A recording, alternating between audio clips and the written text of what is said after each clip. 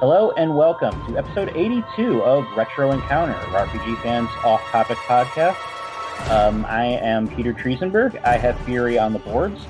And joining me today, we have the illustrious Marcos Gaspar. Howdy there. Walled armor on the boards. And joining us for the first time, we have Keegan Lee. Hi, how's it going, man? I am doing good. I'm a Fozzie Bear on the boards. This is Keegan's first time on the show, so just make sure you know, Keegan. Until this is over, you're a dog on a leash. Oh, love me some Mark Hamill no matter where. It's the closest thing I can get to a Mark Hamill impression. So we're talking about Darksiders today. This is a kind of a pet. This is one of my baby games. It's been one of those games where I really enjoyed playing them, and I sort of annoy like other members of staff with how much I like them. And now we managed to get it onto a podcast. Released in 2010 under the now defunct Vigil Games and THQ, and it's kind of a broader as far as it goes. It's a part of a broader discussion we wanted to have on Zelda clones, or rather games that are like The Legend of Zelda, but not. So I guess just to get that started, if we were just to define Darksiders as a Zelda clone, how would you guys go about that? How is Darksiders like Zelda? I'd say personally for me, the big thing I notice is definitely the dungeon design. It gives me the similar feelings of like solving a puzzle and just constantly failing at it until I realize, oh, that's what I need to do, right? I need to hit this thing first and then stab this thing first, and then the door unlocks. And then you get a little jingle, and then you get to progress, and it's all great. Oh yeah, exactly. I live for the jingle. Do. No, I was just gonna say I just like the weapon choices. We have not the boomerang, we have not the hook shot, we have not the Megaten hammer, but I like these things. Yeah, that's one thing about the Zelda games. I suppose I should be backtracking a little bit. RPG Fan covers The Legend of Zelda, pretty much just because we do. There's no real reason. It's not really an RPG in the strictest sense. That's a discussion for a whole other day. But one of the trademarks of that series has kind of been it's a formula. It's had an identifiable series of gameplay systems in place. Breath of the Wild may have changed up some of that, but for a game that is like Zelda, it often will have an explorable overworld. It'll have dungeons to explore. That kind of, as Keegan mentioned, the sort of puzzle mechanics going forward, and dungeon bosses and items to get, and you have your hook shot and your boomerang, except instead of a boomerang, it's a bladed. What even is it? What would you even call that? It's like a crossblade, something like that. that. That's what they call it. But yeah. Like, is that a thing? I would call it awesome. It's what was that old 80s sci-fi movie where the guy had something just like that? Oh, I can't remember for the life of me. Kroll. Yeah, that's it. Such a good movie. Guy Kroll, warrior king. Kroll would not be out of place in the Darksiders universe. Going back a bit, if I may, about how it has a lot of, not the boomerang, not the hook shot. I do enjoy that it's very similar to the boomerang, but it does have those certain differences that really set it apart, like how the crossblade can steal certain elements and stuff from around the area, Mm-hmm. It's a big enough change, but still very similar that you know how it works, but you can incorporate it in such different ways throughout the game. Yeah, and that's yeah, and the fact that it's also like actually a decent melee weapon, like you can use it in combat, like, and there's actually a practical function to it, like because like you play Zelda, like you play Twilight Princess, there's no reason to use the Gale Boomerang on enemies. it like they like look slightly dazed for a second and then get right back to you. Here it actually like does damage, pretty significant damage in some cases. Oh yeah. Mm-hmm. Yeah, absolutely. I think one weapon, which I call not the hook shot, the abyssal chain. Mm. I really like that. Like, it's I don't really use it that often, even though it brings the enemy closer to you and like helps defeat stronger enemies. But just the way that War can just swing from point to point, I really like that. I thought it was cool, and it was like this is like what I want the claw shot to be in Twilight Princess. Like this is amazing.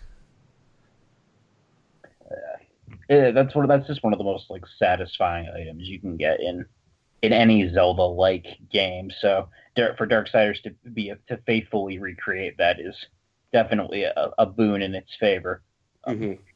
I just realized that we've talked all this about Zelda-like stuff, and we haven't actually explained what Darksiders is, other than it came out in 2010. Um, my bad, guys.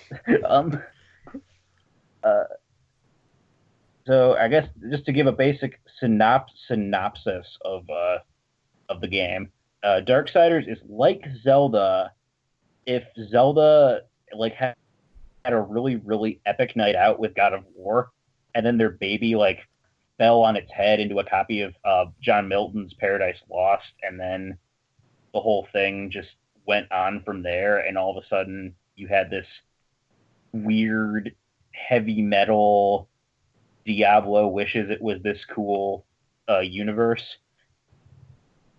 where you're playing as a War, who's one of the horsemen of the apocalypse, and he gets stripped of his powers and ends up and has to fight to reclaim his name. What do you guys think of the setup so far?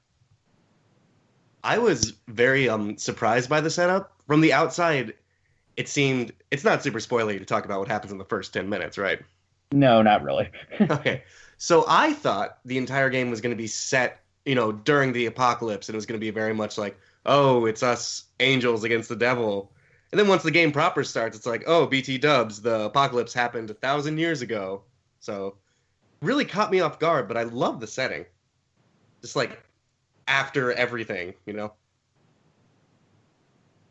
Yeah, just kind of like exploring the ruins of Earth is super neat, and and they also gives it enough of a time frame that they can justify the fact that all of a sudden all this like demon and demonic and angelic like ruins are everywhere, but it kind of fits into an existing modern day like template, like you're exploring the ruins of a hotel or a subway station.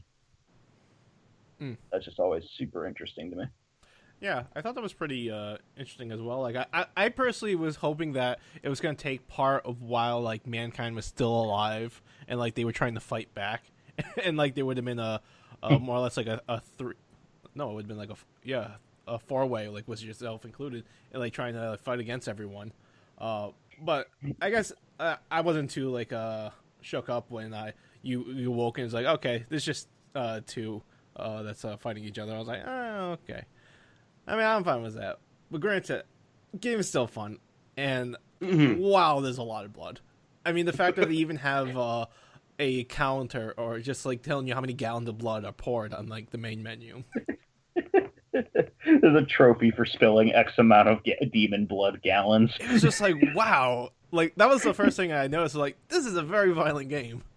Like, I kind of went into this like semi-blind because I didn't really pay attention when this game came out because there were other games that were taking my time. When I finally like sat down and played this, it was like a very fresh experience to me. So I was like, wow, this is really bloody. Why is everything bleeding? At least the walls weren't bleeding. Yeah, I'm still curious why I get souls when I break a light post, because now I feel bad every time I go by a light post. You just look at the light post being like, oh, you poor lost souls. Let me cut you in like, half I'm and so steal sorry. you. I love how War is basically built like like a dump truck. So you run over if you run over like a parking meter, it'll like explode into a shower of change, or you'll run over uh, God, I don't know words apparently.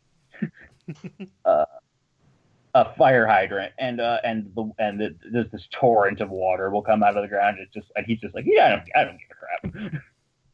Yeah, it hadn't really hit me until it was one of the cutscenes, and I can't remember exactly which, but it was a lot silenter. And as War was walking, it was just a thump. It was like Jurassic Park, and I was like, oh, I didn't realize how much of a dump truck this Yeah, man is.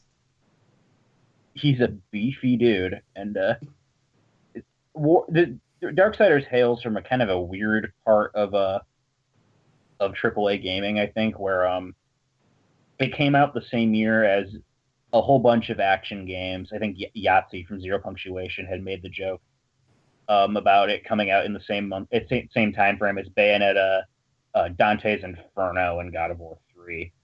So just this whole glut um, of Darksiders, not Darksiders, of God of War clones and other action games. And you can definitely see that DNA and just the way War moves, the way he emotes, he reacts to everything with just like barely concealed rage. Like he's about as one dimensional a character as you can get, but that almost kind of works in the game's favor because it's like I think Darksiders is just weirdly charming in how like it's got this narmy '90s comic book style to it. We in part because the artist also worked on Battle Chasers and Uncanny X-Men for a while. Oh, I had no idea. I did not know that. Yeah, Joe Madureira is a pretty big comic book artist, so it's got that kind of an authentic look and feel to it. So even if it's like aping the worst decade for comics ever, it's an authentic ripoff of the worst decade of comics ever. Oh my gosh! What it's really crazy because when I went to go look up information about this, I was like, "Oh, that's cool." It's like from comic artists, and I'm like, "Man, but like, what? I got that comic vibe," and then all of a sudden, like the voices, I'm like, "Man," and these voices were familiar, and I was like, "Oh my god, that's Mark Hamill." And then wait, Yes. when I heard Abaddon, I'm like, "No, that can't be who I think it is." And then I went to go search it. I was like, "Oh, is that Troy Baker?" And like, "Oh, didn't he play Joker in like a Arkham game?" I was like, "Are we getting two Yeah, he Jokers in did. one game?" I'm like, "This is Oh, amazing." I didn't know that was Troy Baker. Awesome. I had to like, I was just searching. I was like, who are these people, and why are they so amazing, and why does it sound so good? I think that maybe that's why Visual Games went friggin' under because they spent their money on the voice cast. It's like we They will spent make all this their game money on Mark Hamill. It's like it's gonna be great. It's like, but we should really do it. Like, no, pour it all into Mark Hamill. I mean, he's worth it. He's basically Navi in this game. So if you thought Navi was annoying, play Darksiders because you'll never want Navi to stop. Horseman, over here. Every 5 seconds. Oh yeah. Make me come over there. Haven't you seen The Killing Joke? Actually, don't see The Killing Joke. Read it. Don't watch it. Oh man. War is the gravelly tones of Liam O'Brien, which is always a plus in my book. What's really cool is when I first heard Volgrim, I thought this isn't Mark Hamill. Like they wouldn't make him voice these two roles. And when I went to look, it was like, hey, that's Phil Lamar. And then I was like, oh man, what is this man played? And I'm like, I looked it up. I was like, this guy is Vamp from Metal Gear Solid 2. I was like, this is gonna be a good game. Yeah, it's got a phenomenal voice cast for it's kind of a cheesy like comic booky video gamey story, but it presents itself with enough confidence, and it's just so convinced of its insane world that it's kind of hard not to love it. That's my take on it at any rate. But so the gist is, so after War wakes up with his new Mark Hamill buddy, and they're on the post-apocalyptic Earth. And the first thing that ends up happening before you get to any of the Zelda shenanigans is a whole lot of combat encounters. It's where I think where a lot of the God of War DNA makes itself most evident is in the beginning of the game.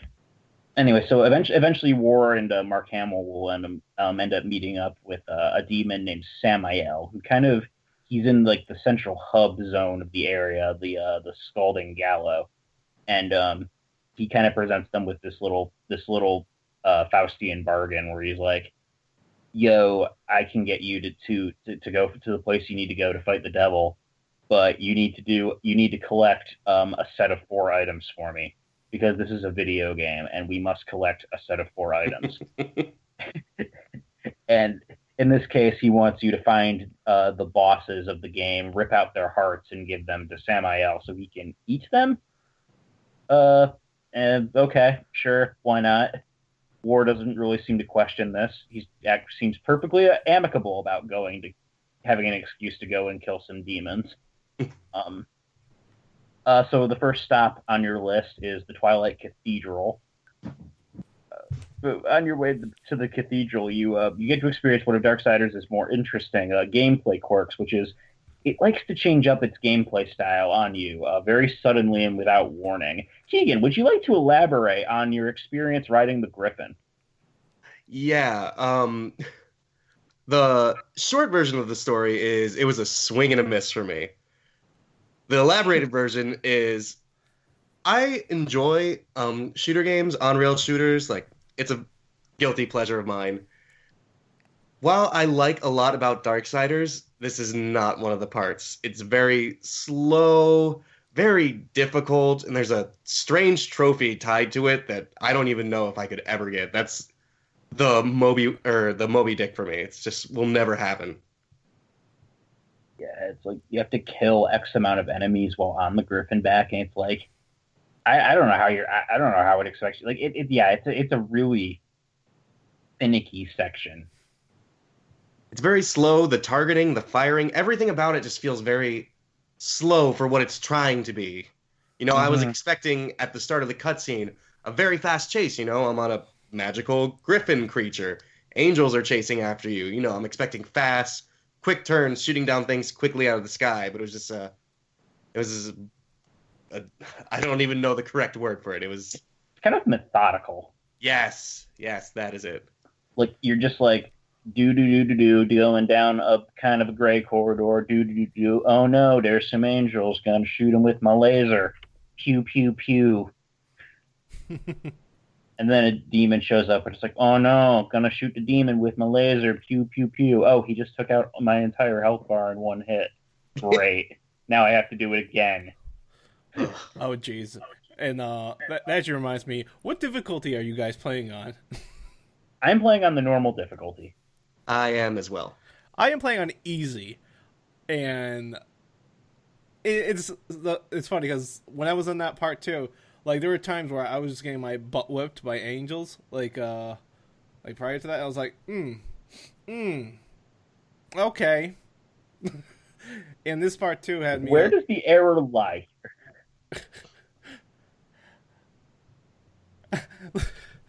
Usually when I play easy, I just want to experience the story. But Darksiders, no.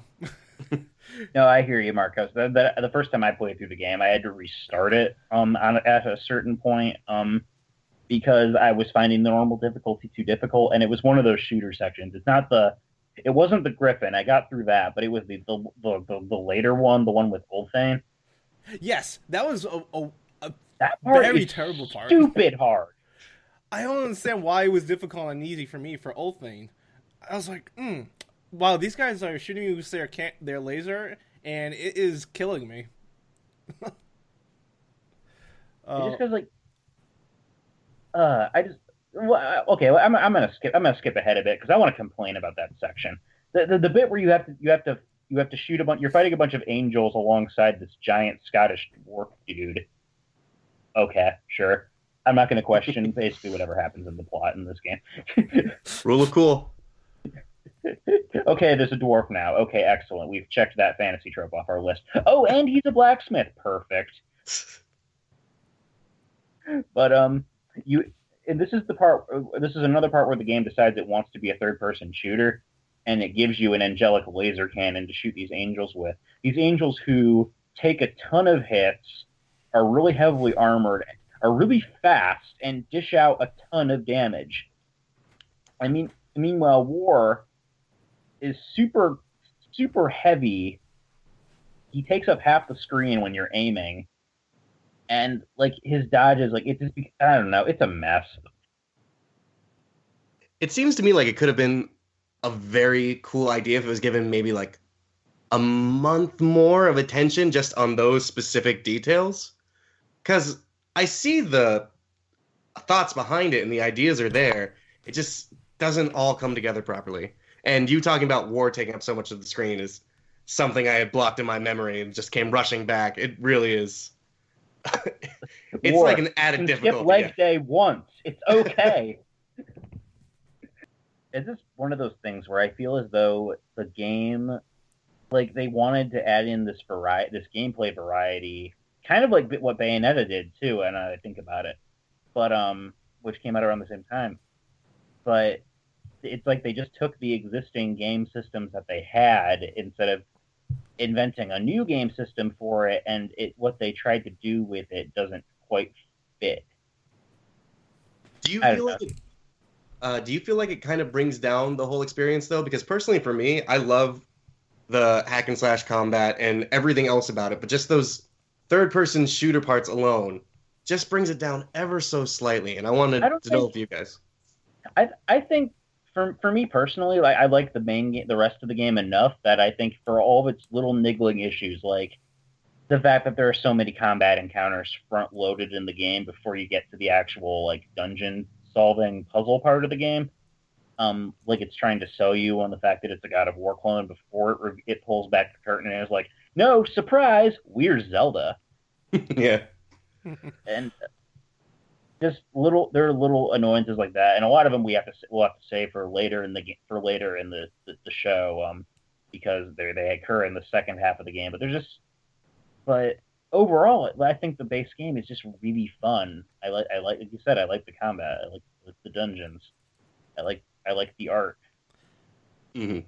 It's definitely got a lot of high parts to it, and I agree with you there. It's just I wish they were skippable, those third person shooters. Yeah, that would be nice. Yeah, and I think another thing, actually, like the only thing I can really gripe about, other than like the beginning and the like awkward like difficulty, spikes that happen, it smooths out later on after the first part. But I think the only thing that I could gripe about, and after that really just enjoy the experience, is just War's movement. I just think he's incredibly slow. Like even when I have him dash, like the dash, he pauses at the end of it. I just wish there was a way to like chain dash to make him incredibly stupid fast. Even though you want Link's dodge roll. I want that plus the hover shoes, so it's just constantly moving. Can you really picture War going yeah every time he like rolls on the street? Like, what are you doing? Like the first thing I thought about, like when the first thing I unlocked from Volgrim was the air dash. I'm like, oh sweet, air dash. He's gonna go much faster, right? No, he air dashes at like an angle downward. It's like it goes straight to the ground. Yeah, it's like boom, but like this is not what I wanted. This is not what I paid for Volgrim. Like you deceived me. You did your job, and I hate you for it. But and then I think yeah. It's the first time you meet Samael where he gives you those wings. Mm-hmm. And I was like, oh, cool, you get to fly. No, you get to hover slowly. But you do get to flap once. Yeah, exactly. Maybe you hit a geyser and you go higher. Oh, jeez. But besides, like, those things, I really like the game. But what were you going to say, Peter? I was saying that those geysers there's a lot of little things that are just very transparently video gamey about Darksiders. Like, not just the plot structure, like those little floating geysers. Why are they there? Well, so you can use your magic wing power to fly onto higher ledges and get the treasure chest. Well, Peter, you gotta understand, Samuel had to pay a bunch of demons to like set up these geysers for you, so you better appreciate that. That's a gift from him. That would have been the mother of all plot twists. He was like, yeah, BT dubs, it was me all along, Austin. But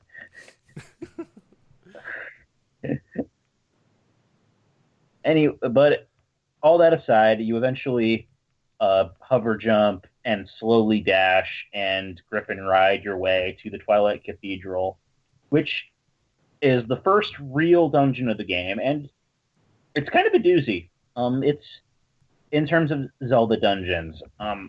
For me personally, what makes a good Zelda dungeon is you have to be able to keep a moderate awareness of the space you're in, but at the same time, everything you need to know is clearly signposted if you're paying attention. Um, and you can achieve it with either minimal backtracking or the backtracking is designed in such a way that it's like there are some dungeons where, like for example, you'll kill the boss enemy, you'll get the boomerang or whatever item you need, and then all of a sudden something just clicks, and all of a sudden you know what you have to do to get to the next stage. And I think, for me personally, I think the Twilight Cathedral is a really good introductory dungeon. Um, I think it's got the right level of sufficiently complex layout, but also kind of easy to come to grips with. I don't know. What do you guys think? I really agree with you on that one. Uh, like one thing that sticks out of my mind is the whole putting the swords in the statues part at the beginning. It's very simple at first. It's literally like a corridor, sword at one end, statue at the other. You do it, you continue on, but then it keeps popping up throughout the dungeon, albeit slightly more difficult each time. And like you said, it introduces mechanics fluidly enough that once you get them, you remember certain things. Like I remember backtracking a little bit after getting the boomerang because now I understood, oh, I can blow up these bombs if I throw my boomerang at it. Gives me new access to all the chests up there, saving me time later in the game. Don't have to keep coming back here. And that's something I really appreciate. It didn't feel like it was trying to add on extra hours for the sake of adding on extra hours. It just flowed well. You know, it's funny because the whole sword section, when I first got to pull the sword out, it like replaces the one on Wart's back. I was like, oh sweet, I got a new sword. So the walk around, I was like, so why can't I go anywhere? And I realized, oh, I have to. This isn't a permanent sword. Beyond that dumb moment, the rest of the dungeon was fine. Like it actually, some of it was, actually easy enough to pick up. And I was like, man, that first one just really got me. If you can't figure out what to do with like the central puzzle mechanic of a dungeon in these games, you can have a really hard time going forward. Like if you just don't know something about the mechanics that you're given, like you skipped past a tutorial menu or something, can really screw you up. Yeah. I will have a story for that later.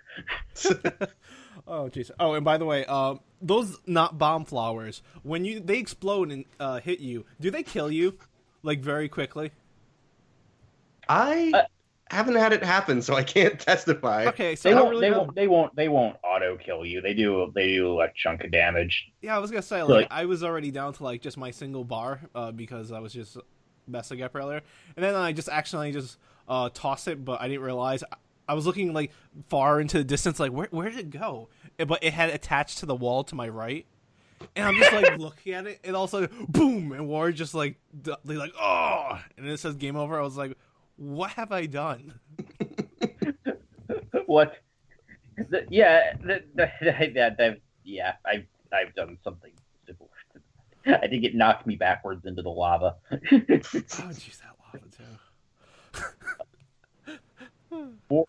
War is not the most graceful of fellows. He, as expected of anyone who leaves a crater when he jumps from a sufficient enough height. There are a few puzzles involving those bomb flowers I really like, though. Like, there's a bit where you have to use multiple bomb flowers and sticky them under the wall to create a chain reaction to the rock you need to explode. Yeah. Like, I like that bit. That was a good one. Mm-hmm. And you don't need to get this one, but one of the life orb or whatever, the piece of heart stand-ins, War has to collect 4 of this item in order to. Sorry, what? They were the life shards, I think. Yeah, something like that. I think. Not heart pieces. Yeah, that's basically what they are. You have to collect 4 of them, then you get another life bar. But one of those is hidden beneath a rock that you can't get, and you see it before you have the boomerang, but you don't have enough time to get to the rock before the bomb explodes. So you have to throw it really precisely through a tiny little window. And Oh yeah, I know which one you're talking about now. Yeah, that was a really cool one. I didn't realize that was A6 special. I thought I was just doing it to get like another like Eye of Beholder key or something like that. yeah, no, it's a little upgrade. Like you don't have to get it to complete the dungeon, but it's useful. Um, in general, I think the Twilight Cathedral is a fairly good first dungeon. Although it must be said that Darksiders' first actual boss, Tiamat, might be the hardest boss because that is the only boss fight in the game where I've died. Mm-hmm. It is that fight is it's stupid hard if you're not prepared for it. Yeah, it's really strange because when like going up against Tiamat, I was just like I understood what I had to do, but for whatever reason, moving the reticle to throw the that whatever that is, I think it's called a bomb growth. I forget which, but Yeah, like throwing it at Tiamat and then just trying to dodge the attack. It was like, man, this is just not working out. Like this is like that attack radius while trying to like throw it. It like I guess the times between attacks just was a little too short for me, and I sort of game over screen a couple times. But when I finally killed Tiamat, I was like, I deserve this. So rewarding. I had that same problem.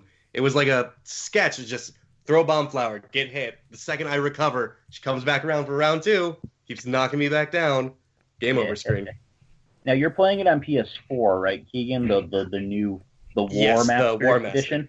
Mm-hmm. Okay, I love the pun, but you're lucky you're not playing that when it first came out. Was there a big? Yeah, so when Vigil Games and THQ both went out of business, and but the rights to the Darksiders series were acquired by Nordic, who has re-released them on PS4 and Xbox One and Steam, and that's the version most of us are playing. You're playing on PS3, right, Marcos? The original version? No, I'm actually playing the War Master edition as well. Oh, are you? I mean, are you playing on PS4? Yeah, PS4. I mean, I really want to play that Wii U version, but that's not coming out until May 23rd this year. Yeah. I love how it's still happening. Like, why at this point? But like, before going off topic, what were you saying? They don't want to make the trouble of going to a Switch port. But anyway, what I was saying is before they patched it, there was serious slowdown during the Tiamat fight. Oof. Like, as in single digit chugs. Oh, was it because isn't it like raining or like some kind of like weather, like different effects happening all at once? Yeah, I think that might have been it because they added these lighting weather effect filters, which you can thankfully turn off. I turned off both of the new effects because I thought they actually just made the game harder to see. One of them just adds like a black filter around the screen that just looks ugly, and the other one makes things hazier. But yeah, and the frame rate was just chugging during that fight, and that fight's already hard. When you factor in War's cumbersome movement, the fact that it's kind of hard to aim the bomb growths, and that Tiamat does so much damage, and then you have to solo her in melee. And that's not a fight where you want to have like frame rate chugs. There was also really bad audio problems that they thankfully fixed. This weird glitch where dialogue would continue. The cutscene would randomly skip, but the dialogue would continue playing in the game during the gameplay. That's amusing. I wish I had that happen. Pre-patch that I reviewed it for the site. Full disclosure. Pre-patch that happened to me several times. Ooh. It was bad. So I'm glad they fixed it. Oh, I want to experience those chugs. It was not pleasant, man. I was like, no, what did they do? They ruined it. And then it's like, never mind, we patched it, and it's like, oh. You know what would have been a great patch? Like if they released on April 1st, like as soon as it like chugs and like it goes down to 1 frame a second, like as soon as it hits that, you hear like a record scratch, and then it's like, yeah, see that guy over there? That's me. How did I get myself into this mess? You're probably wondering. Well, like, and here's my story. And all of a sudden, it just says game over.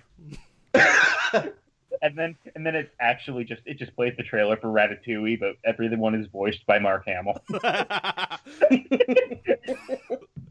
don't want to eat garbage, Dad. Oh man. No, I'm saying like once, like after that fight, like I thought like, man, there's nothing, like it won't get this bad ever again. Like it can't get like this like stupid. Well, I was gravely mistaken. We'll eventually get there, but like, yeah. There was another part of the game you had a super hard time with. Yeah, then you've already like alluded to it. Oh, okay. I think I know what you're talking about. What was it? Is it the Ulthane thing? Yeah, Ulthane. That's before our cutoff. That's before the Griever. We played up to the second dungeon for this game. Okay, so let's talk more. Yeah, we talked more about Ulthane. That part sucks. It's another crappy third-person shooter section on the way up to a dungeon. The environment is kind of cool. Oh, I like absolutely. and I like the area you have to explore before that, the Drowned Pass, because there's tons of little nooks and crannies to explore, and all these treasure chests to find, and all these very clear like you need to get another item to come back and get this thing. And then I like those. They also do this thing. They only do this for the first couple dungeons, but there will be points where you have to talk to these giant stone golem dudes, and they need you to go and fight mobs of enemies in these challenge rooms essentially to free them. Figure that one out. But do we like those? I don't like them. I did at the beginning because it kind of felt like an extended tutorial on certain things, and it did help me at first. Mm-hmm. The one before the cathedral, but the second one was a bit more annoying, especially the one specifically where you had to keep a bunch of skeletons alive. The skeleton God, warriors. yeah, that one. I was playing easy for that. I survived with just one. Oh, that was all it took. I had one guy left. Oh, because I was playing on easy, I had 5. Like I kept those like guys close to me, like my babies, like get over here. What are you doing? Why are you fighting him on your own? Well, by that point, I had purchased War's harpoon tackle, which is the most broken ability in the game. It's where he just kind of launches forward. It does a forward dash with a sword stab that does multiple hits and sends enemies flying. That is, I think it's his best technique in the game because it does a lot of damage. It's impactful. You can kind of stun lock big enemies if you spam it, which fits my mash button spam to win playstyle. Although I also bought the strong backhand swing that sets things on fire, and it's very easy for the game to confuse the inputs for those two. So that's fun. Yeah, I think my favorite like move, and I use this in the Shallow Realms, where it was the like that home run, like a back kind of swing. It's just more or less just a big charge shot and just like swings and everyone gets sent flying. I just found like that to be both youthful and very humorous to watch. I was like, this is great. Got a favorite technique, Keegan? I ended up going full scythe, actually, the second I got it. Ooh. I love that thing. It's useful, isn't it? It's got such wide range. It's so nice. It's got that wide range, and then the last part of its combo chain, when War throws it out and does that spin and it comes back to you, that's amazing for any of the bigger enemies, or just when you have a mob that's close together. Like that, yeah, I almost have that one to rank 4 halfway through the game. Like, nice. Sorry to sidetrack a little bit, but I actually really enjoy that the weapons level up depending on how much you use them. which is That is kind of cool, yeah, because the more you prefer a certain style, you get better at it, and it gets stronger. mhm. And It's just, some of those little weapon power ups are useful too. oh yeah. Yeah, like a thing that we haven't mentioned that like each of your weapons have slots that you can put special like abilities, um, and some of them are really great. Like one of them like just makes your weapon stronger and just makes everything else like the game more easier. I forget what it's called, but it just makes the Chaos Eater stronger. And one of my favorite combos to do is like just do a full like attack combo and then just like lift them up on the last one and do the spinning attack down. Like that's Yeah, one I of the love that most attack. satisfying moves. Just to do it and to look at it because it's so shiny when he spins. Yeah, that's a great attack. It's really good. It feels great to pull off and does a lot of damage. That's my other go to besides the harpoon tackle. Um, and then of course we failed to we've neglected to mention war can turn into a Balrog. Um, that's basically his. As you do damage to enemies with the Chaos Eater sword, our war builds up chaos, and then he eventually can transform into this giant flaming demon that just wrecks everything until the meter depletes.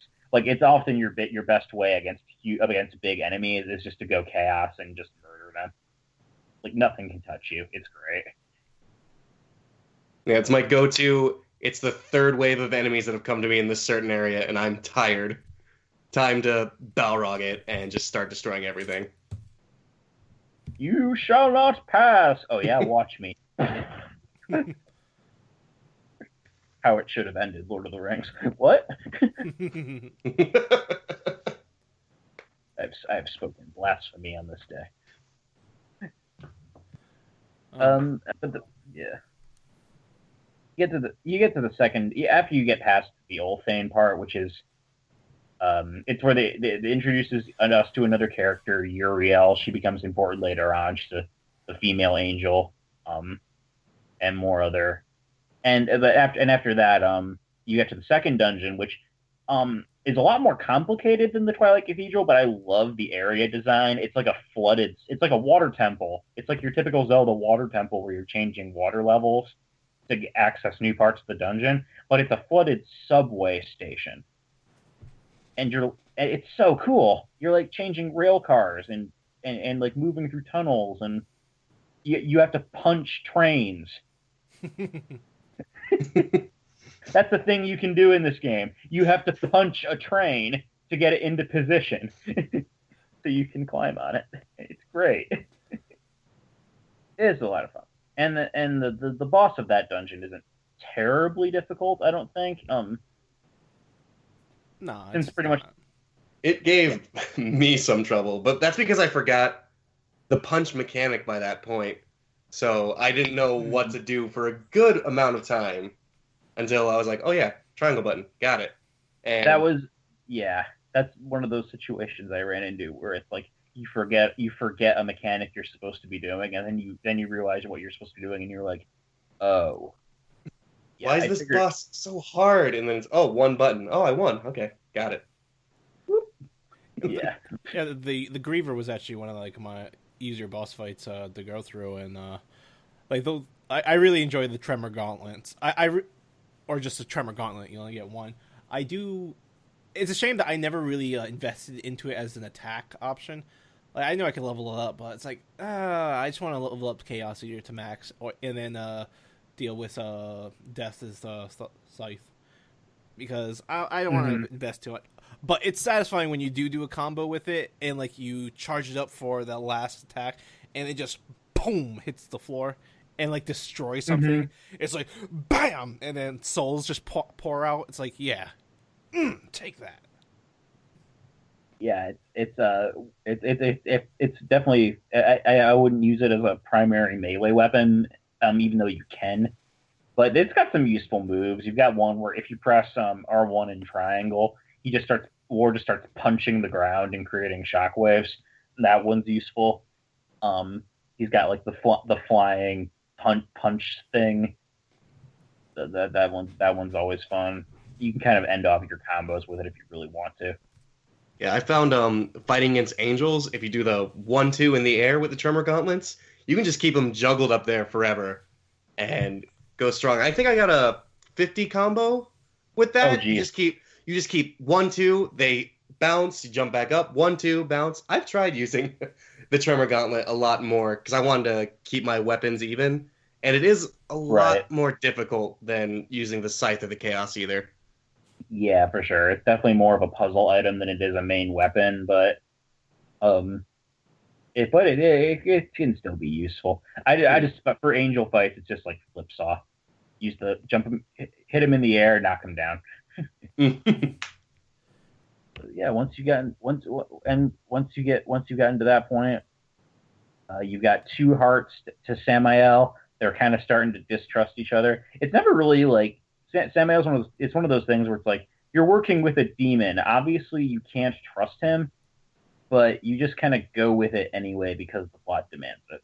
But Yeah, during that first meeting, I was expecting a Shakespearean like monologue to the side with Samael telling us his secret plot. Just it, everything about it seemed like a bad deal to me. And I understand war is in a tricky situation, with the council and everything, but it just still seems like he's walking headlong into a trap. And I don't know about you guys, but like I said before, this is my first time playing it, so I'm still discovering the story as it goes along. So I'm not really sure how it ends, but I have my ideas, especially with Samael. okay, yeah, I think yeah, Samael's he's got his own agenda clearly. I don't think it really pans out as far as he's concerned, and unfortunately, this is one of the reasons we need a third game, is because Darksiders 2 is kind of a weird interquel that takes place alongside the first game, before and during. So you don't get a lot more insight and stuff. It's more tertiary. So a lot of unresolved plot stuff from the first Darksiders is still unresolved, even though there is a sequel. Yeah, Oh man, disappointing. I'm hoping they eventually were they hoping to do like 4 altogether? That would be ideal because yeah, there's four horsemen. You still got a Fury and Strife are the two other horsemen in this universe, and they have yet to have their own game. Man, I would love that, or even like a 5th one where they're all together and it's just an action RPG and they're all fighting with one another. Oh my gosh, that'd be so cool. That would be so dope. I would be down for that. That was one thing that confused me though when I was looking up some of the backstory a little bit and the other names of the horsemen. Now I'm not super knowledgeable on my Judeo-Christian knowledge, but the other two horsemen of the apocalypse are famine and pestilence, right? Yeah, and I guess they figured famine and pestilence weren't video gamey enough. Are you kidding me? Pestilence? Fury You and get to Strife fight with bugs? I would totally play a game where my superpower is throwing crickets at people. Haven't you seen Supernatural? Exactly. I mean, think about being Spider-Man, but instead of your shooting web, you shoot spiders. Spiders. In famine, you just wait for the other enemies to die. You just hold out. What is this, a Hideo Kojima game? Oh. Oh man. I think in universe, Fury is a woman who fights with a whip, and Strife's main thing is guns. You get a couple of them. There are actually a couple upgrades you can find later on that are based on the other horsemen. Fury's Embrace gives you extra wrath upgrades, and Strife's whatever gives you better ranged attacks. Ooh. So even though they're not directly mentioned in game, there's still a little bit of world building there, which I like, and they are mentioned directly in Darksiders 2, even if they don't make appearances, which is again unfortunate. If you like the Scythe, Keegan, then yeah, Darksiders 2 is going to be your game because that's Death's game. That's what I've been told by a lot of my friends when I told them I was playing Darksiders, is that 2 is, from what I've heard, very fantastic.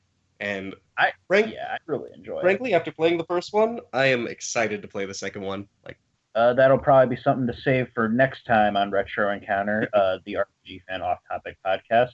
You have any stray final thoughts on Darksiders 1 for this round, or? I mean, for me, I've been there's been a solid uphill increase of my enjoyment of this game. At first, it was very, it's okay. But as I'm at the midpoint now, I'm very invested in the story, very invested in the gameplay, and I'm excited to see where it goes from here and talk about it next time. Same here. I want to see where the crazy antics of war takes them. It takes them to some places. Yeah. And we'll talk about those places. I think two out of the three of us have beaten the game already. As of recording this, so we have some stories to tell you guys next time on Retro.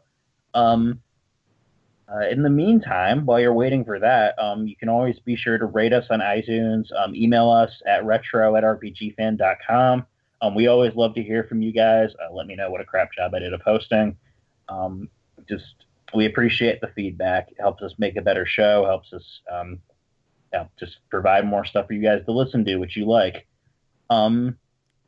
As for the staff, I'm as I said, I'm Peter Triezenberg. I'm at I Have Fury on Twitter. I Have Fury on the boards. Marcos, where can people find you?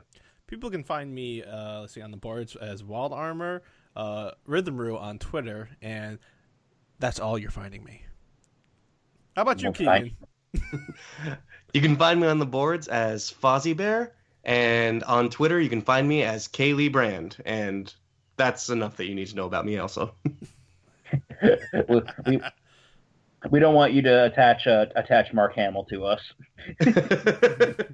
Actually, please do. Never mind. I take that back. Anyways, coming up in future Retro Encounters, though, we are going to be doing a month of Dragon Quest. We're going to be recording in May and airing in June a series of episodes on Dragon Quest V. This one's been a long time coming. Dragon Quest V is a fan favorite by many in this series, myself included. It's a fantastic title. Mike's really excited. He loves Dragon Quest, as well he should. So look forward to that. For myself, for Keegan, for Marcos, always happy to have you guys here, and welcome aboard the Retro Train, Keegan. Again, glad to have you. Glad to be here. And we will see you guys all later. Bye. Adios.